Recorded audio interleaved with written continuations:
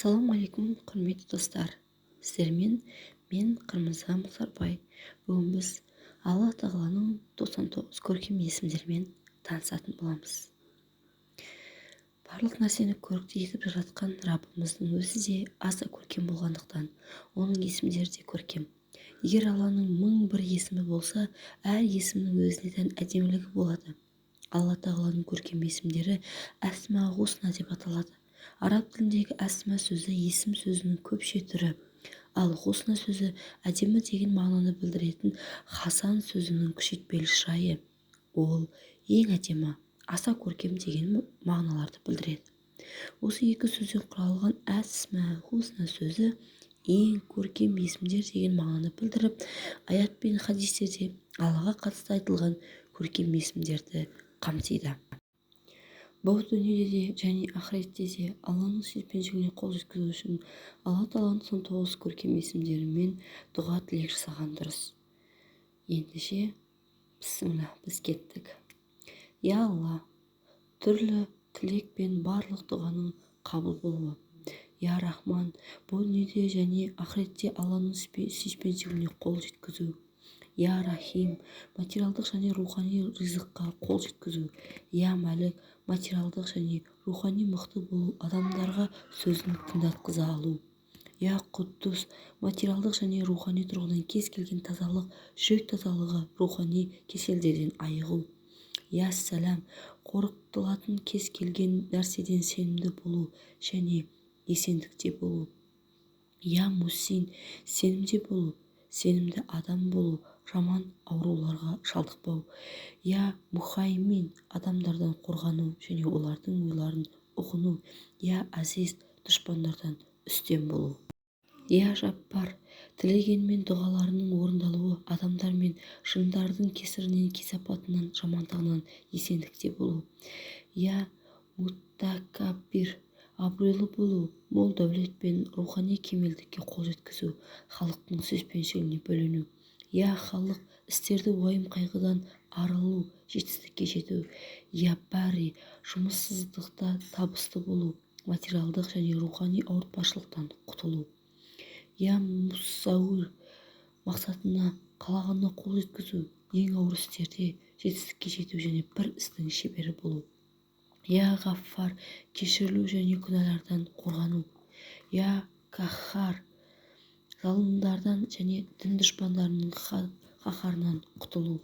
Я Уаххаб, материалдық таршылықсыз және мұқтажсыздық өмір сүру.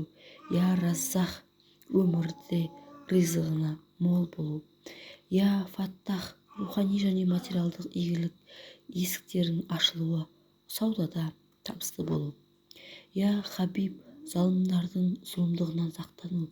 Я Басит, мол әрі берекелі ризық несібеге ие болу.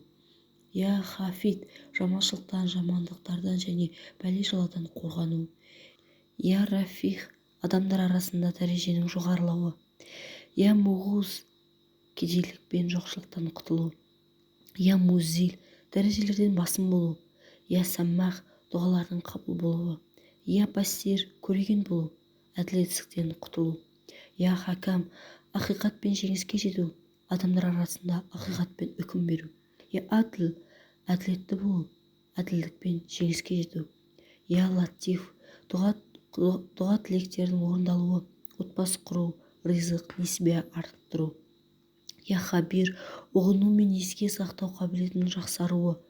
Я Халим, көркем мінезді болу, ашу ызаның кетуі. Я Азим, сөзінің әсерлі және өтімді болуы. Я Ғафур, күнәлардың кешірілуі және жаман мінез құлықтан сақтану. Я Шаккур, бақтың ашылуы, өзіне берілген нығметтерге шүкіршілік ету, мол ризық несібе. Я Әли, надандықтан құтылу, білім дәреженің жоғарылауы. Я Кабир, сыйлы, құрметті болу, рухани және материалдық үлкендіктен. Я Хафиз, сүйгендері мен мал-мүлкінен сақталып қорғалуы. Я Муқут, мұқтаж нәрсеге қол жеткізу. Я Хасиб, жұрт алдында абыройлы болу. Я Жәлил, нағыз ұлылыққа қол жеткізу, залым мен қатыгездерді жермен жексен ету. Я Карим, ризық несібе мол болу, жомарт болу. Я рахиб, әр істе Алланың қорғауында болу, соны сезіну, есте сақтау қабілетінің қуатты болуы. Я мужиб, дұғалардың қабыл болуы. Я уасих, ұзақ өмір, денсаулық және берекелі ризық несібе. Я хаким, ілім мен даналық иесі болу, көреген болу, істі даналықпен жасау. Я уабдуд, адамдардың сүйіспеншілігіне бөлену. Я мәжид, абырой беделінің артуы. Я басих, ерік күшін мықты, берік болуы және алатындарын алу. Я шахид, айбатты болу, халықтың сүйіспеншілігіне бөлену. Я хақ, берік, иман мен құлшылыққа толы өмірге ие болу, бастаған ісін аяқтау. Я уакил, Алладан әртүрлі қамқорлық көру. Я қауи, дененің қуатты болуы, қиын істерді оңай шешу. Я мәттин, рухани және материалдық қуаттылық, берік және ерік жігерлі болу, аурулардан айығу. Я уәли, кез келген істе Алланың жәрдемін қалау. Я хамид, табыстың артуы, Алла тағаланың көбірек мадақтау үшін көмек сұрау. Я мухси, ақыл ой саулығы, зеректік. Я мубди, барлық істе жеңіске жету, күтпеген жерден көмектің келуі. Я муғит, қолдан жіберіп алғанды кері қайтару, Алланың ақыретте қайтадан тірілту ақиқатын рухымызға сездіру. Я мухи, істерде табысты болу, аурулардан айығу. Я муммит, харамға көз салмау, жамандықтардан бас тарту, әрдайым ақыретті есте ұстап жүру. Я хай, сөздің әсерлі өтімді болуы. Я хайюм, бүкіл істе көмекті Алладан күту, қалағанын қол жеткізу, ризық үзіліп қалмай жалғасуы. Я уажид, іздеген және жоғалтқан нәрселерін табу. Я мәжид, мол табыс және абыройлы өмір. Я уахид, жүректердің сергектігі, дұға тілектердің қабыл болуы. Я ахад, жүректің сергектігі, дұға тілектердің қабыл болуы. Я саммат, Алладан басқа ешкімге мұқтаж болмау. Я қатир, қалаған нәрсесін жасауға күшінің жетуі. Я мұқтадир, барша істе жетістікке жету. Я мұхаттим, әрдайым жоғарылау. Я мухахир, жаманшылығы және кесір-кесапаты мол адамның немесе бір істен аулақ болуы. Я әуәл, кез келген сауапты іске бірінші болу. Я ахир, ұзақ өмір. Я захир, барлық мәселенің айқын көзге көрініп тұруы, құпия болмауы. Я баттин, кеңпейілді болу. Я уали, сөздің әсерлі болуы, адамдарға сүйікті болу. Я мутағали, қалаған мансабы мен атақ дәрежеге қол жеткізу, көтерілу. Я бәр, қандай жағдай болмасын жақсылықта болу. Я тәуәб, тәубелердің қабыл болуы.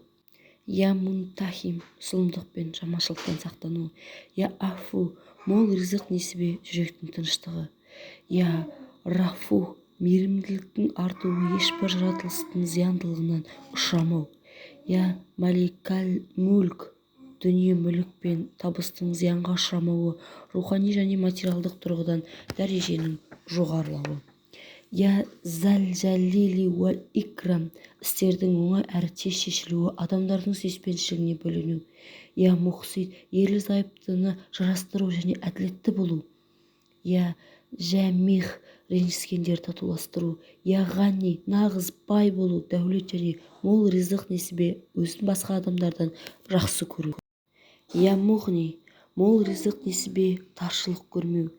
Я мәннәх, бәле жала мен апаттардан аман болу. Яддар, зиянды адамдардан сақтану және оларды Аллаға тапсыру. Я нафих, аурулардан сақтану, шипа табу, зиянды нәрселерден аулақ болу. Я нұр, дұрыс пен бұрысты ажырата біліп жүректі нұрландыру. Я хади, тура жолы табу және балалардың сотқар мінезді болмауы. Я бәтих, Алла жәрдеміне бөлену, рухани және материалдық әдемілік. Я бахи, ұзақ өмір және деннің сау болуы. Я уарис, ұзақ өмір, мол дәулет, абыройлы болу және мол ризық несібе. Я рашид, көркем мінезді болу, жағымсыз әдеттерден сақтану. Я сабур, бастаған ісін оңай бітіру, ашу ызасын жеңу, сабырлы болу. Міне құрметті достар, бұл Алла тағаланың 99 көркем есімі. Осы есімдерді жаттап дұғада болайық. Сіздермен болған мен, Мұхтарбай Қырмызы.